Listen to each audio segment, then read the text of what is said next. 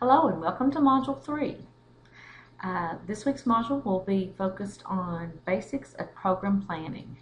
Program planning is very important whenever we're working with students with autism.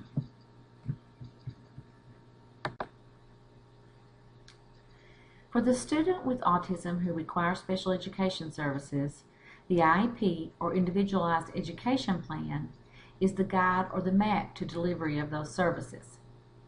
In a student with autism's IEP, you should see references to the core deficit areas that we discussed in the definition module.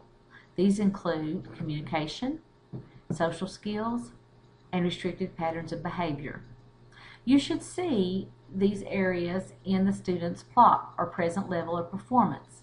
This is the section of the IEP that simply describes how a student is currently functioning in specific areas. You should also see references to these core deficit areas in the goals section of the IEP. The goals determine the focus of instruction for the student and what is hoped to be accomplished within the life of the IEP. There should certainly be goals to address all those core deficit areas that we described in the definition. Lastly, the core deficit areas should be considered when determining accommodations for students with autism or when determining transition goals.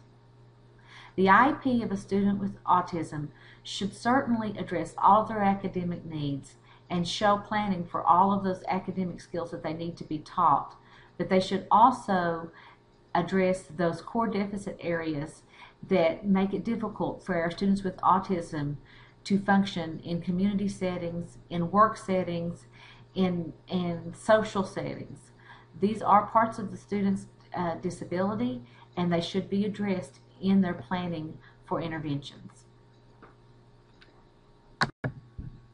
Teaming is basically all the individuals involved with the student coming together on a regular basis to share celebrations, discuss concerns, and plan for a student.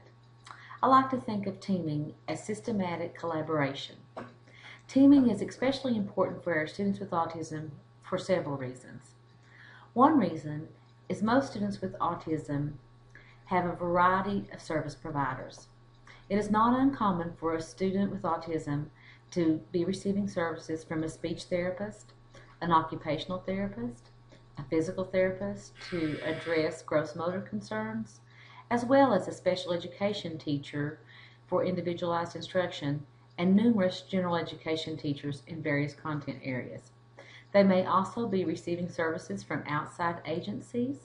They may be receiving psychiatric or medical services, counseling services, as well as lots of support from their families. If all of these individuals are working together, the services will be much more effective for a student with autism. Without collaboration, it is likely that all these different services could create confusion for the family. Another reason that collaboration between agencies or teaming is important is that we know that students with autism need lots of practice of new skills, especially in those core deficit areas such as communication and social skills.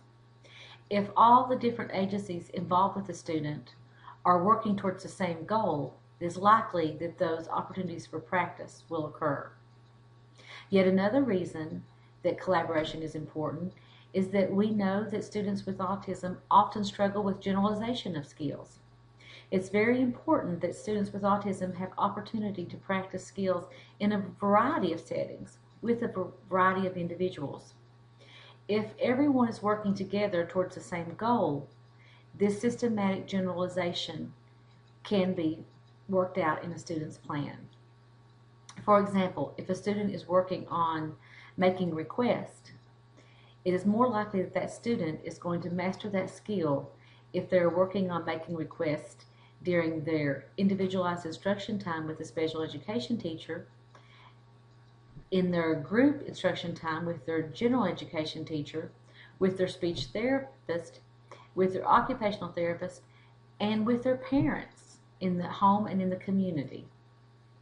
With collaboration and teaming, we can see great results for students with autism. Without it, we will never be as effective as we could be.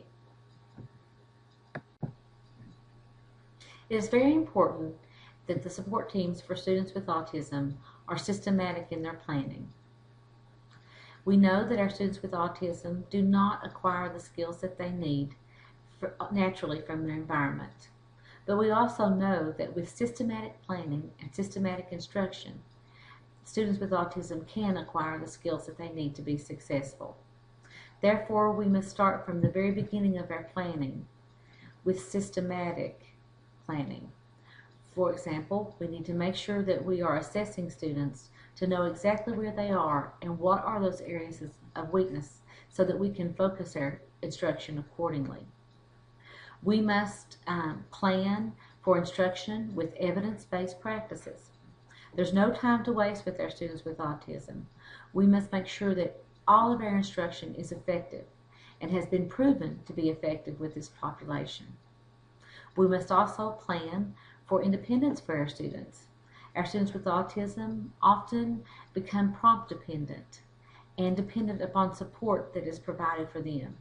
We need to make sure that we're planning to fade those supports and fade those prompts so that our students can be as independent as possible. Lastly, we need to plan for that generalization piece. We know it will not occur naturally. Therefore, we need to make it a part of our systematic plan of teaching skills to our students with autism.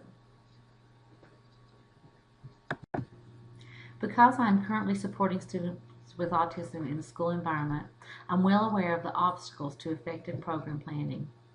Teachers and therapists are overwhelmed with their caseloads and their extra duties.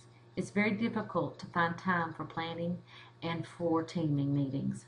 However, because we know that this is essential to supporting our students with autism, we need to work together to make these things happen for our students.